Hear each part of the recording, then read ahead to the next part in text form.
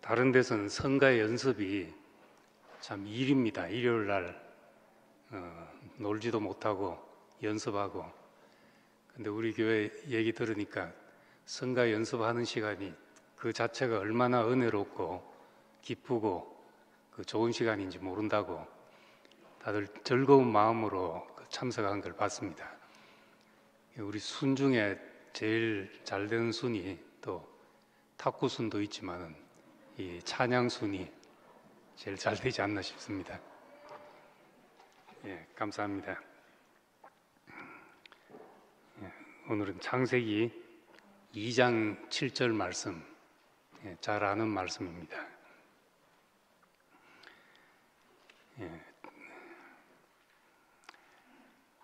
어제는 이제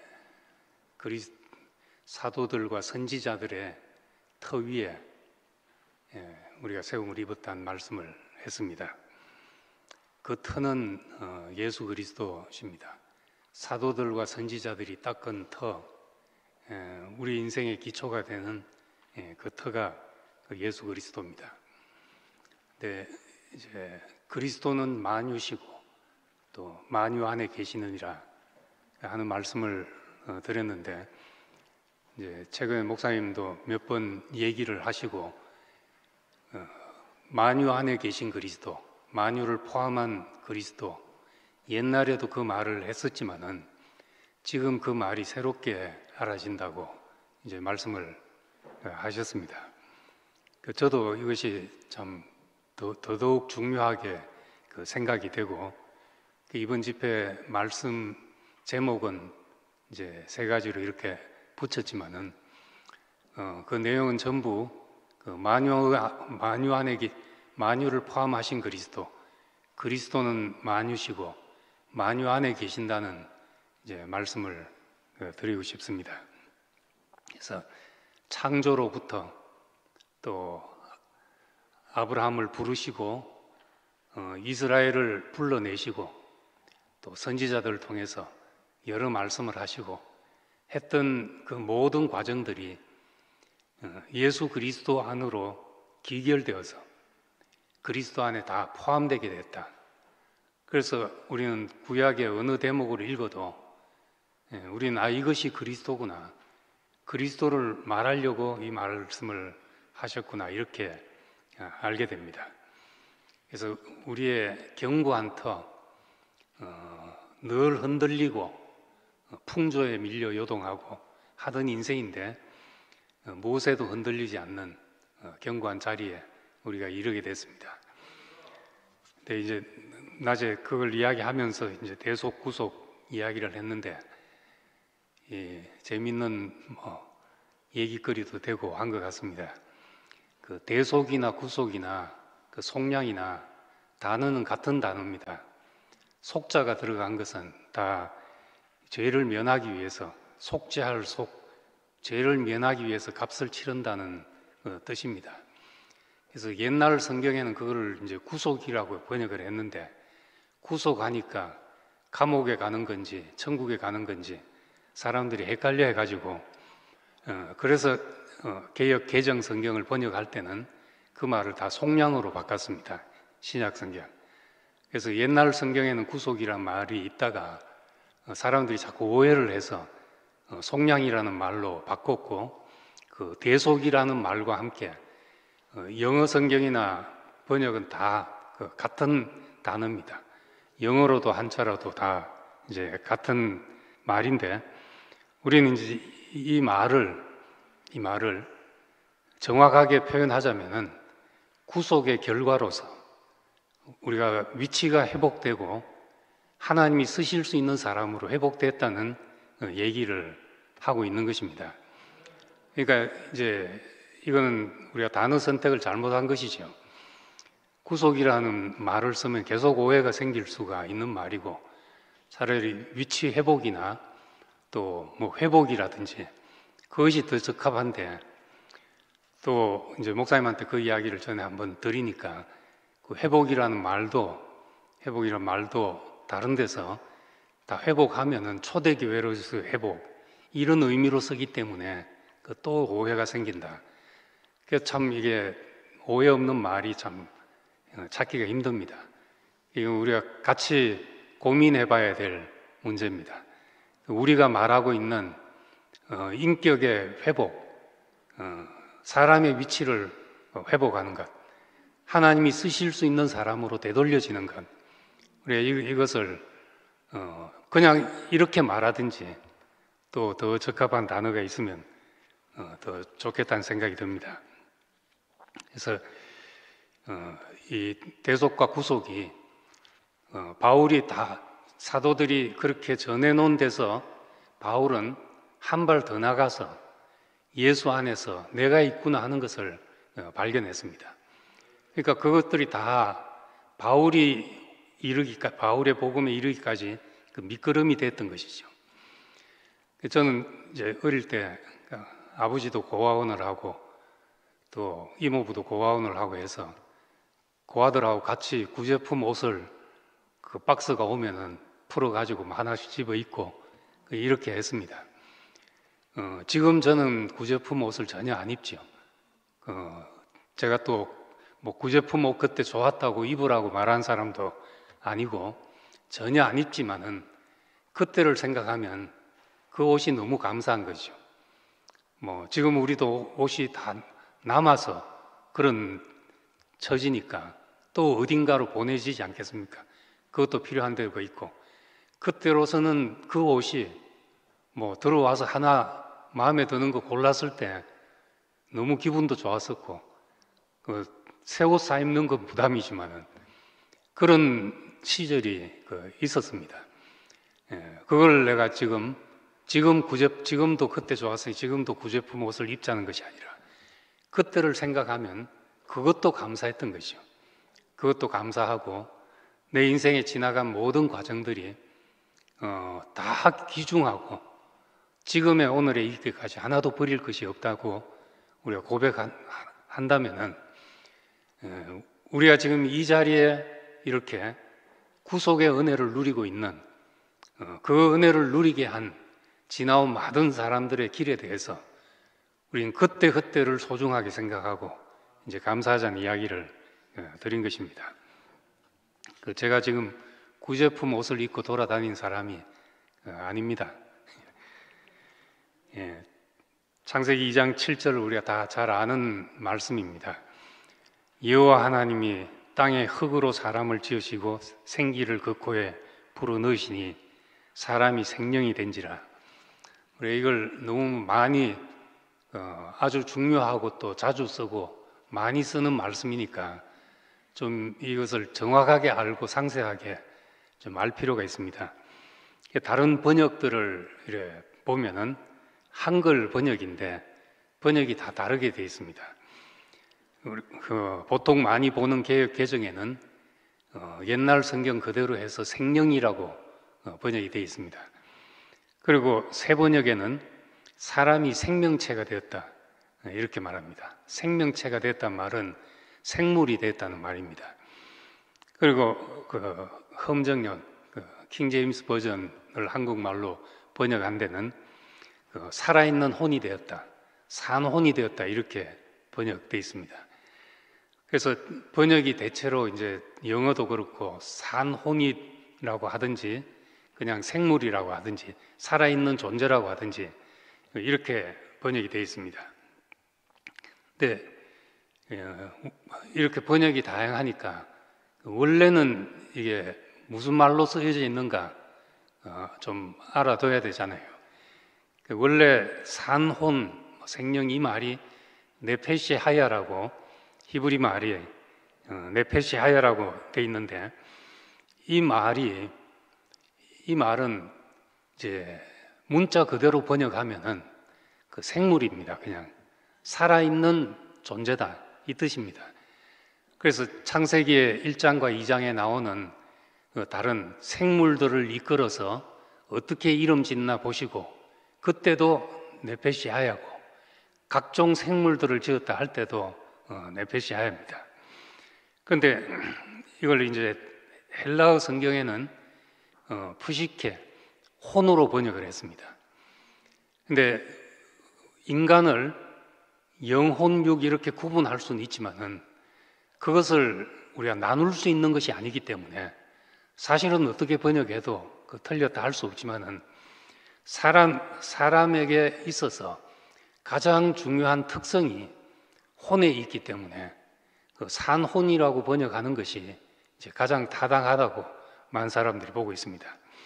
그리고 영이라는 말은, 생명이란 말은 중국말에, 중국어 성경에 그렇게 번역이 돼서 우리가 그대로 생명이라고 이제 처음 한글 성경에 그렇게 돼서 지금까지 번역되어 있습니다.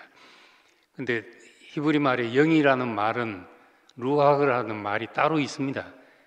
그러니까 여기서 우리가 인간이 무엇인가 하는 것을 생각하고 하나님이 왜 사람을 지으셨는가를 생각하면은 이 말씀이 하나님이 흙으로 사람을 지으시고 생기를 그코에 불어넣으시니 사람이 산혼이 되었다 하는 것이 가장 타당하다고 그렇게 생각이 됩니다. 사람은 모든 피조물 가운데 다 생물이지만은 모든 피조물 가운데 혼이 탁월한 존재입니다. 혼적인 능력이 탁월한 존재고 하나님이 자신을 표현하기 위해서 자신의 형상이 되고 자기를 표현하기 위해서 우리에게 혼적 기능을, 이 탁월한 기능을 우리에게 주신 것입니다. 그래서 이 모든 인간 활동이 다 혼 안에서 일어나죠. 혼 안에서. 그래서 과학이든지 예술이든지 뭐 철학이라든지 종교라든지 이 모든 것이 다 혼이 만들어낸 작품들입니다. 혼 안에서 생겨난 거죠. 그래서 지금 우리가 와서 충만하다, 기쁘다 하는 것도 더 깊이 우리를 들여다보면은 우리의 영안의 만족이 흐른다 뭐 이런 표현도 할 수 있지만은 우리가 기쁘다, 충만하다 하는 것은 다 마음 안에서 넘치는 일들인 거죠. 다 혼 안에서 일어나는 겁니다. 그래서 인간에게서 혼의 기능을 빼면은 그건 시체지요. 죽은 거나 마찬가지인 겁니다. 혼의 기능이 정지되면은 그게 식물인간 아닙니까? 미국이나 여기서 자란 애들은 한국말이 서투니까 이제 단어 선택이 잘 안 될 때가 있습니다.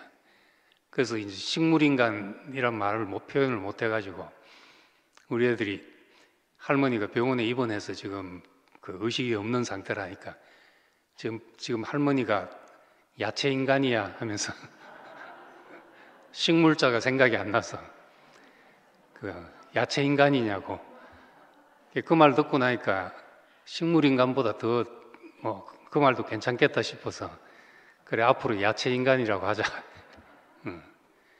우리 혼의 기능이 정지되면 그냥 야채인간이 되는 겁니다. 그러니까 우리 안에서 하나님이 우리를 당신의 형상이 되게 하고 당신의 표현으로서 그 표현이 어디서 나타나게 되는가? 다 우리 혼 안에서 나타나는 일들입니다. 그럼 우리의 육체는 뭐고 혼은 뭔가? 영은 좀 어려우니까 놔두고라도 우리의 육체와 혼이 뭔가? 이걸 이제 핸드폰에 비유할 수 있습니다. 핸드폰은 우리가 쓰는 예를 들어 삼성 핸드폰은 삼성에서 만든 기계에 구글에서 만든 안드로이드라는 시스템을 넣어가지고 우리가 이제 핸드폰이란 걸 삽니다. 그러니까 기계만 삼성에서 만들었다고 폰이 작동되는 것도 아니고 구글에서 프로그램만 있다고 작동되는 게 아니죠. 이 기계와 작동 시스템이 만나가지고 우리가 이제 핸드폰을 사는 겁니다. 그러니까 삼성 기계에 안드로이드 시스템을 불어넣으니까 살아있는 핸드폰이 되어서 우리가 100만 원씩 돈을 주고 그 핸드폰을 산 겁니다. 이 살 때는 사실은 기능만 있는 거죠.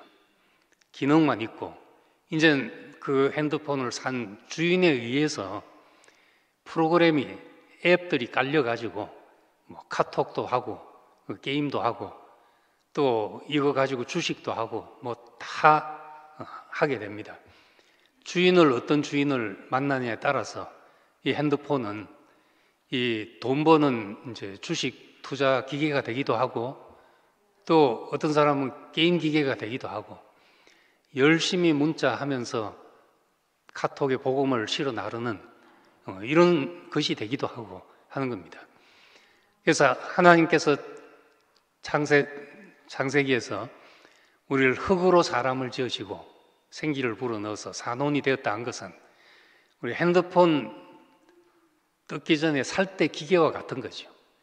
이제 언박싱 하면서 포장을 풀어서 처음 그 새 핸드폰을 살 때 우린 보시기에 심히 좋았더라 하면서 그 핸드폰을 이제 갖게 되는 겁니다. 근데 그건 어떤 기능인 겁니다. 산혼이라는 것은 하나님을 표현할 수 있는 기능이 완성된 그런 존재인 겁니다. 그래서 이 속에서 이제 많은 일들이 발생하고 많은 일들이 생겨나게 됩니다. 불교에서 말하는 일체 유심조라는 것, 모든 것이 마음이 만들어내는 일이다. 오늘 낮에도 목사님 말씀하면서 부부 관계에 그 마음먹기 달렸다. 그 마음이란 그것이 이제 다른 말로 하면 혼인 것이죠. 혼 안에서 일어나는 일인 것입니다. 다른 비유로 하자면은 우리가 산호는 빈 방과 같죠. 씨가 들어오면은 발화시키는 특별한 기능을 갖고 있는 것입니다. 그 자체로는 아무것도 아닌데 무엇이 들어오면은 경작하고 키워낼 수 있는 것이 그 기능이 있다는 겁니다. 사람도 마찬가지로 사람도 보고 듣고 만지고 한 것이 우리 속에 들어와서 우리가 그것을 그거 가지고 재창조해내는 거죠. 살려내는 겁니다. 어디서 온지 모르지만은 다 사실은 받은 것으로 하는 겁니다. 그 영화 음악 작곡가로 유명한 그 엔리오 모리코네 그 작곡가가 뭐 저같이 음악 별로 모르는 사람이 들어도 어떻게 사람 머릿속에서 이렇게 아름다운 선율이 나올 수 있을까? 저도 그런 생각이 들 정도로 작곡을 만드는데 딴 분들도 다 그런 생각이 드는지 어디서 그 음악이 나옵니까? 하고 한 번은 기자가 물었습니다. 그러니까 기자가 물으니까 어디서 나오는가? 내가 본 것일 수도 있고 배운 것일 수도 있고 어디서 들은 것일 수도 있고 또 내가 연구한 것일 수도 있고 영감을 받은 것일 수도 있고 어디서 온지 모르지만은 하여튼 나한테 무엇이 와서 그런 곡을 만들었다는 거죠. 우리는 그 사람 머릿속에서 나온다고 생각하지만은 그 사람 머리라는 게 뭔가 들어와서 채워진 것이란 겁니다. 산혼이라는 것도 마찬가지로 그렇게 빈 밭과 같이 거기에 누군가 포도를 씹으면 포도밭이 되었다가 열매를 거두고 나무가 뽑히고 나면 그 다음 또 아무것도 아닌 거죠. 사람이 뭐냐, 나는 누군가, 너는 누구냐 이렇게 할 때 우리는 스스로 나는 무엇이라고 대답할 수 없는 존재인 겁니다. 주인이 누구냐에 따라서 나는 무엇입니다 라고 말할 수 밖에 없는 거죠. 그래서 우리는 주인에 따라서 내 인생이 규정된다는 것이 참 이 인생이 뭔가 싶지만은 알고 보면 그것이 인생의 큰 축복이란 겁니다. 나는 이렇다 하고 내 스스로 고정된 무엇을 가지면 좋을 것 같지만은 그건 그 이상도 그 이하도 아니지만 우리가 빈 밭으로 그냥 산혼으로 우리가 하나님이 쓰실 수 있는 기능으로 되돌려져서 그 앞에 있다면은 우리에게는 무궁무진하게 하나님이 이렇게도 사용할 수 있고 저렇게도 사용할 수 있는 사람이 된다는 겁니다. 그래서 우린 이 사실을 감사하게 되고 산혼이라는 데 소망을 갖게 되는 거죠. 내가 아무것도 아니라는 것이 자존심 상하는 것도 아니고 비참해지는 것이 아니라 우린 그렇기 때문에 언제라도 하나님의 손에 붙잡히면은 인생은 말할 수 없는 영광스러운 일에 쓰일 수 있는 존재인 겁니다. 근데 우리가 내가 무엇이다 하고 생각하자면 우린 과거 때문에 괴로워하고 또 미래 때문에 염려하고 뭐 이러다가 인생이 머릿속에 꽉 차게 되는데 과거에 대한 후회와 미래에 대한 염려 이 대목을 드러내고 정말 빈 그릇으로 있다면은 얼마나 머릿속이 가볍겠습니까? 우리의 원래 창세기 1장과 2장 안에 있던 그 사람으로 회복되자는 것은 우리 속에 잡다한 찬 것을 다 드러내고 내가 무엇이다 하고 붙잡고 싶어서 내 과거를 붙잡고 있고 미래를 염려하고 있고 한 것이지. 그거 없으면 우리 세상 편하지 않겠습니까? 내 과거에 잡혀 있는 것도 없고 내일 일을 염려하지 않고 그냥 오늘 지금 내게 주신 은혜로 내가 감사할 수 있는 사람이 된다면 우리가 얼마나 가볍고 인생이 얼마나 복되겠냐는 거죠. 산혼이란 것은 이제 그런 것입니다. 오늘을 살 수 있게 하는 말씀이죠. 내가 지금 복을 알게 하는 그런 말씀이 됩니다. 근데 사람은 이제 산혼이기 때문에 유혹도 받지만은 산혼이기 때문에 변화도 가능합니다. 우리는 뭐 기가 얇아가지고 이랬다 저랬다 참 안 그러고 싶고 사람은 다 뭐 대쪽 갖고 싶고 지조가 있고 싶고 절개가 있고 싶고 나는 뭐다 하면은 평생 그걸 지키고 싶고 그런 사람이잖아요.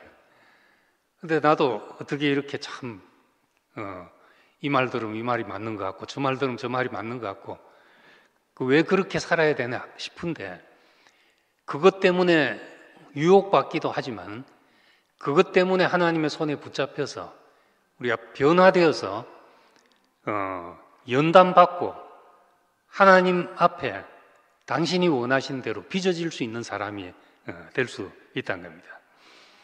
그래서 구약에서는 하나님을 아브라함의 하나님, 이삭의 하나님, 야곱의 하나님 이렇게 말했습니다.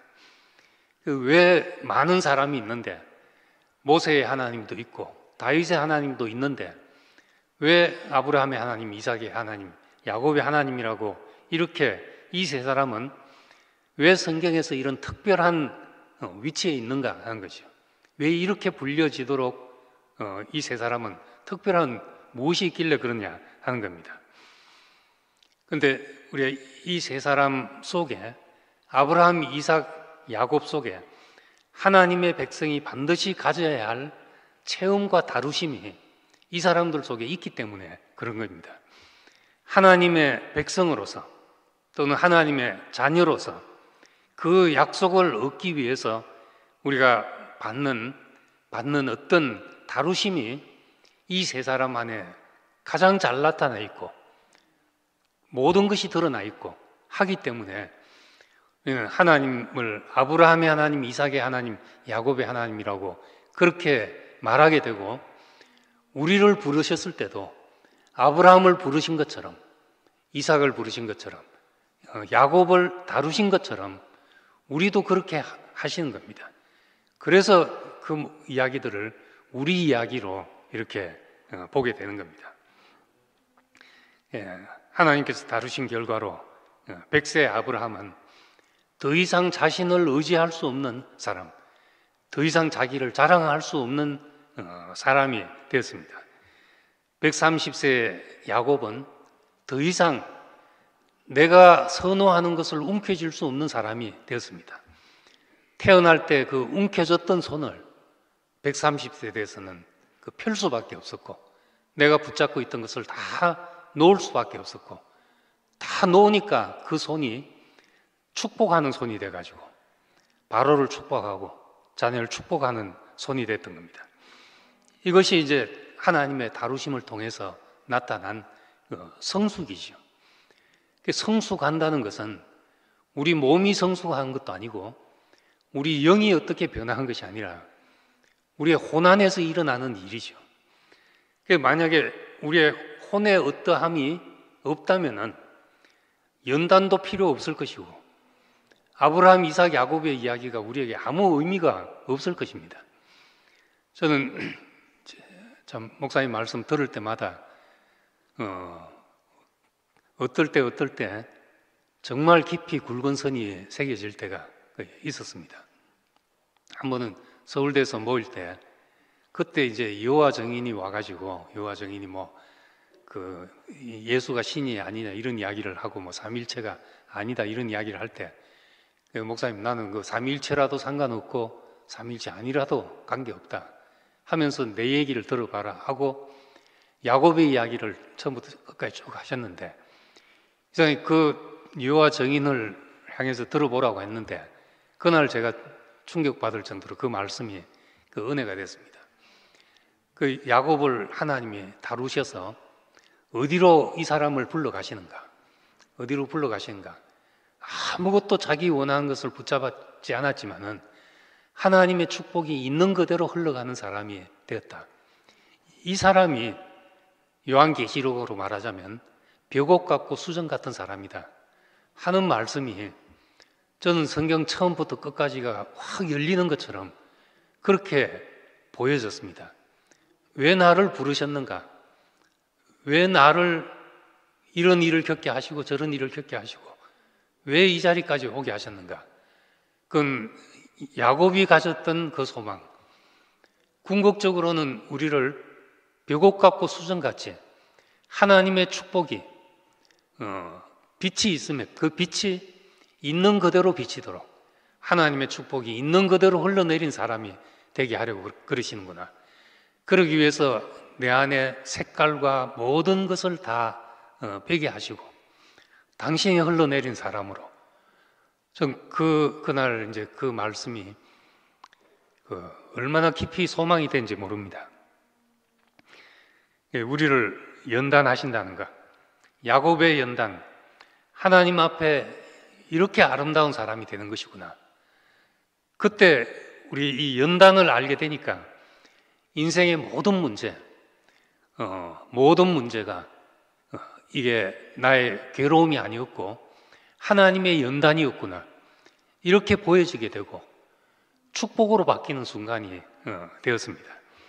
인생의 모든 문제가 축복으로 바뀌는 것은 그것이 나를 다루어서 하나님 앞에 새 예루살렘의 보석으로 당신이 그대로 비치는 사람으로 나를 삼으려 하시는구나.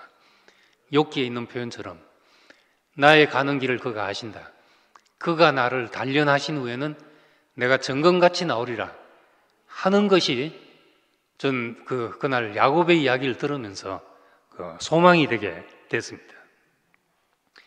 이 아브라함, 이삭, 야곱의 이야기가 다 혼을 다루시는 하나님의 이야기입니다.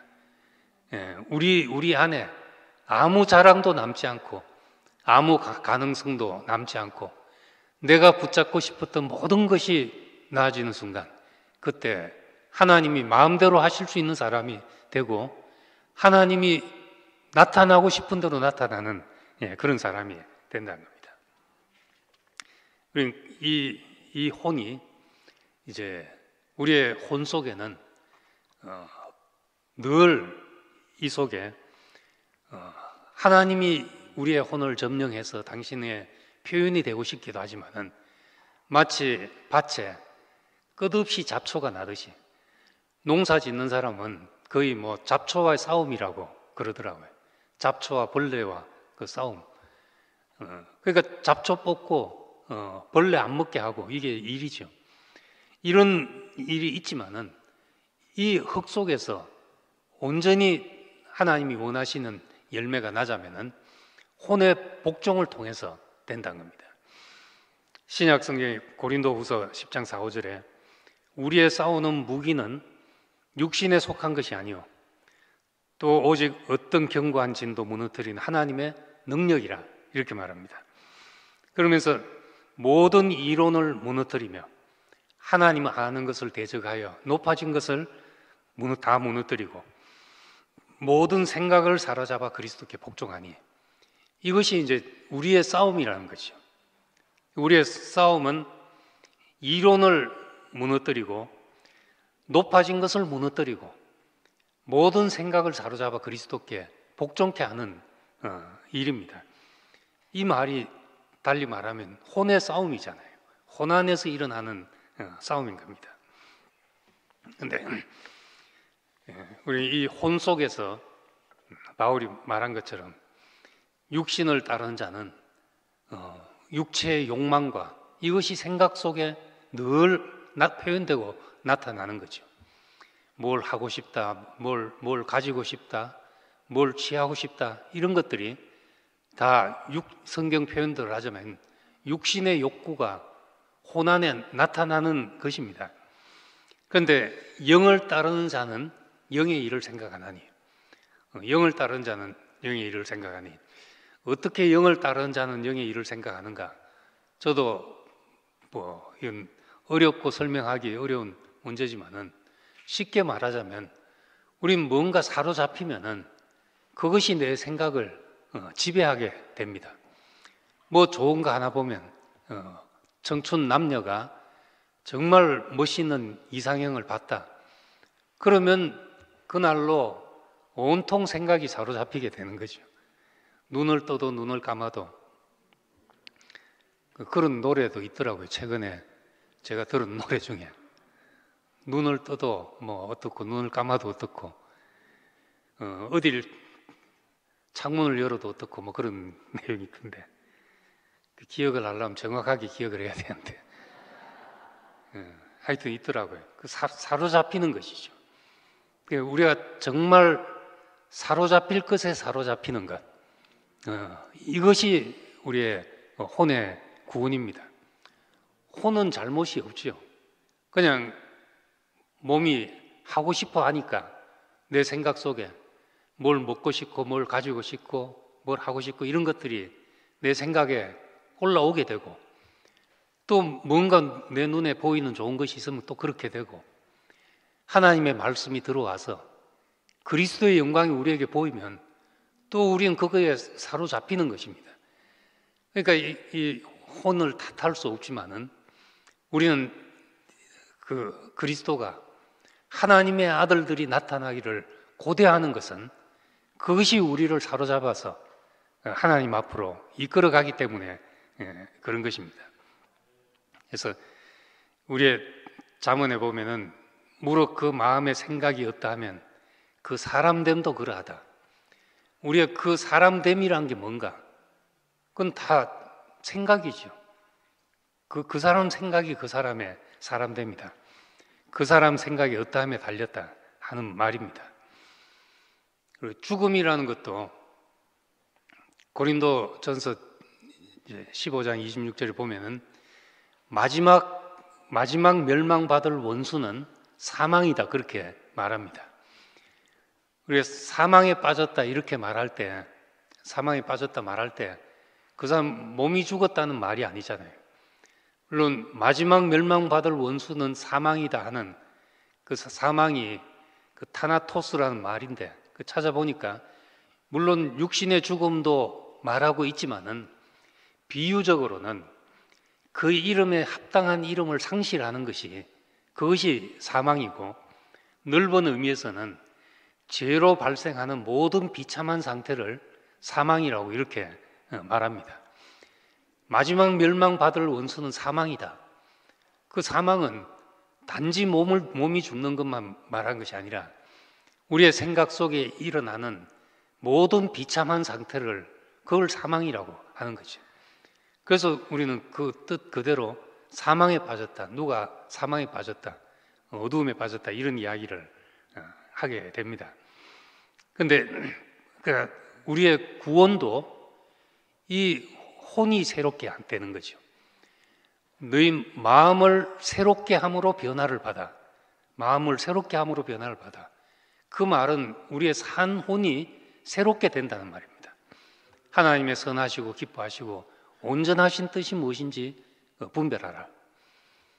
그 앞에 너희는 산 제물로 너희 자신을 하나님께 드리라는 말씀을 하고 그렇게 이야기를 하고 있습니다.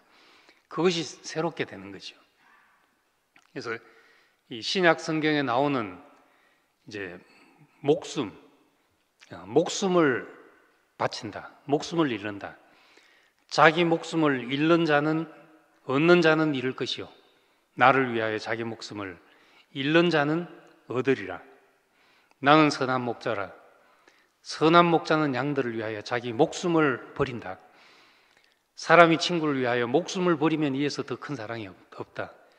이 목숨이라는 말이 다 그 푸시케, 혼이라는 말입니다.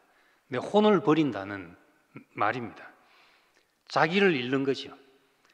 그래서 이건 뭐 내가 죽어야지, 뭐 나를 버려야지 이 말이 아니라 우리가 참으로 그리스도를 만나면 우리 자신을 잃게 된다는 거죠. 내 생각이든지 내 계획이든지 내 방법이든지 다 연기처럼 사라져버리는 것이 우리가 그리스도를 참으로 만날 때 나타나는 일인 겁니다. 최근에 목사님이 한 자매에게 이야기를 하면서 우리가 참으로 내가 예수 안에서 나를 발견하면 나는 사라지는 것이다. 이런 이야기를 하셨습니다. 저도 깊이 아멘했고 정말 내가 예수 안에서 발견이 된다면 내가 이렇고 저렇고 할 필요가 없지요. 주님의 어떠하심만 얘기해도 우린 시간이 부족할 수 있습니다. 참 우리가 예수 안에서 우리의 구속이 이루어지면은 우리는 나는 거기서 없고 나를 구속하신 분밖에 없다는 겁니다. 저는 이제 어릴 때 교회 사택에 살다 보니까 옛날에는 부흥회를 1년에 한두 번씩 하면은 제가 한 고등학교 때까지는 부흥 강사들이 이제 교회 사택에서 자고 같이 먹고 이렇게 했습니다. 그 뒤로는 이제 뭐 호텔 잡아서 강사를 모시고 그 다음에 뭐 식당에서 대접하고 이제 뒤로는 그렇게 됐는데 제가 그 고등학교 뭐 대학 초기까지도 늘 이제 목사님들이 집에서 식사를 하고 집사님들이 식사 준비를 하고 이러니까 목사님들하고 같이 얘기하는 것을 옆에서 많이 듣게 됐죠. 어린 마음에 제가 이제 의아하기도 하고 상처가 됐던 것이 그 목사님들이 자랑할 게 너무 많은 거예요. 부흥 강사로 오신 분들이. 강대상에서는 주님의 영광인데 식탁에만 앉으면은 내 영광이 얼마나 많이 나오는지. 그래서 그것이 늘 좀 찜찜하고 마음 아프기도 하고 그런 것이었습니다. 그러다 이제 제가 처음 84년도에 목사님을 이제 부산에서 처음 뵐 때 그때 저는 이제 목사님의 은혜 받으러 간 게 아니고 하도 가자 하니까 어떤 분인지 한번 보려고 안테나 쫙 뽑고 가서 앉아 있었습니다. 혹시 이 사람 이상한 말 하지 않나 이런 태도로 앉아 있었는데 끝날 때 저한테 온 그 느낌이 받았던 그 첫 인상이 이분은 적어도 그건 아니구나. 내 영광과 하나님 영광에 내 영광을 섞어가지고 말하는 그런 사람과는 좀 다르구나, 이 사람은. 그 느낌이 있었습니다. 그날 한 말씀이 뭔지도 기억이 안 남고 하도 이제 이상한 것만 찾다 보니까 이상한 게 없어가지고 하나도 기억에 레이더에 잡힌 게 없습니다. 그런데 들었던 느낌은 내가 살든지 죽든지 내 몸에서 그리스도가 존귀되려 하려 한다는 그 마음이 그 진심이 느껴지는 사람. 그래서 나올 때 속으로 참 괜찮은 분이다 이러고 나왔습니다. 그러고 까마득하게 잊어버렸는데 그런 기억이 있었기 때문에 제가 정말 공고해졌을 때 유명한 목사님들도 있고 한데도 이분이 생각이 났던 거죠. 이분 같으면 뭔가 대답이 있지 않겠나. 그래서 다시 만나게 됐던 거죠. 예수 안으로 사라진 사람을 저는 그때 봤습니다. 한 10여 년 전인가 한 자매가 목사님에게 목사님 뭐 형제들이 나는 목사님으로 말미암아 구속받았다. 목사님으로 말미암아 연애를 받았다. 이렇게 이야기를 하고 또 어떤 형제는 누구로 인해서 받았다. 그 자신도 그렇게 말할 때 좀 예의가 선명해진다. 두루뭉실하게 하나님의 은혜, 뭐 예수를 따라오다 보니 이래 말한 것보다 목사님한테 이 은혜를 받았다 이렇게 말하면 선명해진다. 그런데 이제 꼭 그렇게 이제 말해야 되는 거냐 하고 목사님에게 질문을 하니까 목사님 대답하시기를 부싯돌 가지고 불을 켰으면은 불을 얻었으면 됐지 어느 부싯돌로 켰나가 뭐가 중요하겠냐 이렇게 대답을 하셨습니다. 저는 그 이야기를 듣고 깊이 은혜가 됐습니다. 역시 내가 따라온 목사님이 그런 분이라는 데 대해서 깊이 은혜돼서 내가 많은 사람에게 그 이야기를 했습니다. 만난 사람마다 우리 목사님 이런 말을 하는 분이다. 그 얘기를 듣고 정말 귀하다 하지 않은 사람이 없을 정도로 저는 예수 안으로 사라진 분을 받고 그분을 증거해도 정말 그분이 사라졌다는 사실을 증거하는데 다 은혜를 받고 누릴 수 있는 얘기가 됐습니다. 그는 최근에도 우리는 다 그리스도 안에 구속되어서 그분은 만유를 포함한다. 나는 많은 사람을 포함할 수 없다. 다 포함할 수 없다. 그러나 그분은 만유를 포함한다. 예수를 만나면 우리는 다 그분 안으로 사라지는 것이다. 이 말씀이 처음 목사님을 볼 때 본 모습이었고 지난주도 이 말씀을 하시는 분이고 이번 주도 이 말씀을 하시는 분으로서 봤습니다. 우리는 이 예수의 죽음을 통해서 값없이 은혜를 받았지만은 우리의 이후의 삶은 우리는 그 죽음 안으로 사라지는 죽음을 또 경험하게 되는 것입니다. 그분 안으로 내가 사라지는데 이건 내가 뭐 힘든 것도 아니고 수고로운 것도 아니고 좋아서 그것밖에 없는 사람으로 사는데 우리 인생이 완전하게 예수 안으로 사라진 사람으로 살게 되는 겁니다. 그래서 그의 죽으심은 궁극적으로는 우리를 통해서 그분이 죽으셨다는 사실이 증거가 되고 확인이 되는 거죠. 저는 예수의 죽음을 목사님의 혼의 죽음을 통해서 봤습니다. 참으로 죽음이 이런 것이구나 하는 것을 혼의 죽음을 통해 더 생생히 봤고 이것이 내가 살아가야 될 그 이유가 된 것입니다. 사는 이유는 내가 사는 동안에 예수의 죽음을 나타내는 그것이 우리 일이 된 거죠. 그가 모든 사람을 대신하여 죽으심은 살아있는 자들로 다시는 그들 자신을 위하여 살지 않고 오직 그들을 대신하여 죽었다가 다시 살아나신 이를 위하여 살게 하려 하심이라. 이 말은 우리가 사는 것은 그분의 죽음을 우리가 혼 속에서 짊어지고 우리가 살아가는 거죠. 바울은 또 그리스도의 남은 고난을 그의 몸된 교회를 위하여 내 육체에 채워놓으라. 그 고난을 짊어진 것을 내가 즐거워하고 그렇게 사는 것입니다. 그리스도도 너희를 위하여 고난을 받으사 너희에게 본을 끼쳐 그 자취를 따라오게 하시느니라.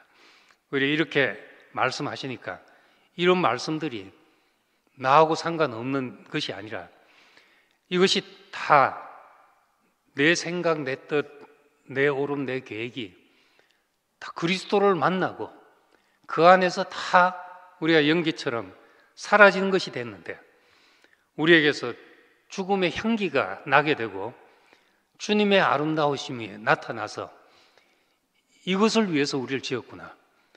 당신의 형상이 되게 하겠다는 것이 이것이구나. 그래서 아브라함을 불러서 100세가 되어야 됐고, 야곱을 불러서 130세가 되어서 붙잡고 있던 모든 것을 낳아야 했고, 그 사람이었구나. 십자가에서 예수님은 아무것도 없는 이 원형의 사람을 우리에게 보여주셔야 했구나 하는 것을 우리가 발견하게 되는 겁니다. 우리를 이렇게 산혼으로 창조하시고 우리의 혼을 연단하시고 혼을 그리스도께 복종케 하셔서 우리 인생에서 당신의 영광을 나타내시는 하나님, 우리가 이 혼과 영과 육을 우리가 설명하기 위해서 구분할 수 있지만은 그건 따로 분리할 수 있는 게 아닙니다.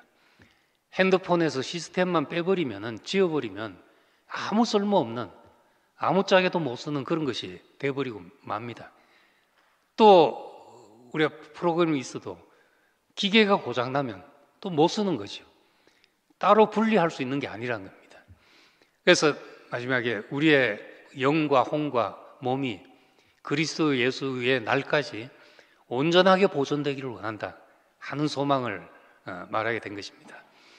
그래서 늘 우리의 전 존재가 뭐 이것 맞고 틀리고가 아니라 우리의 전 존재가 하나도 불필요한 것이 없이 하나님의 쓰심에 온전하게 드려지기를 소망합니다. 네, 기도하겠습니다.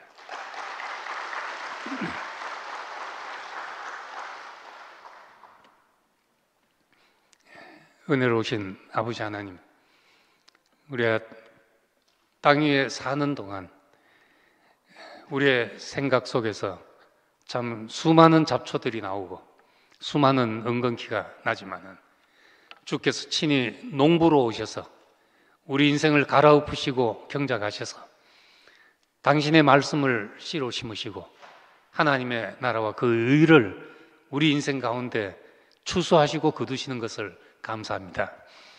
그럴지라도 우리는 그냥 밭일 뿐이고 산혼일 뿐입니다. 우리는 그 기능을 가지고 당신이 쓰심을 감사할 수밖에 없는 사람입니다. 우리 인생이 흡입되지 않고 주님 앞에 온전히 쓰이게 되기를 원하옵고, 우리 인생이 참 한순간도 참 주님 없이는 살 수 없는 주님으로 채워진 사람으로 살게 되기를 원합니다.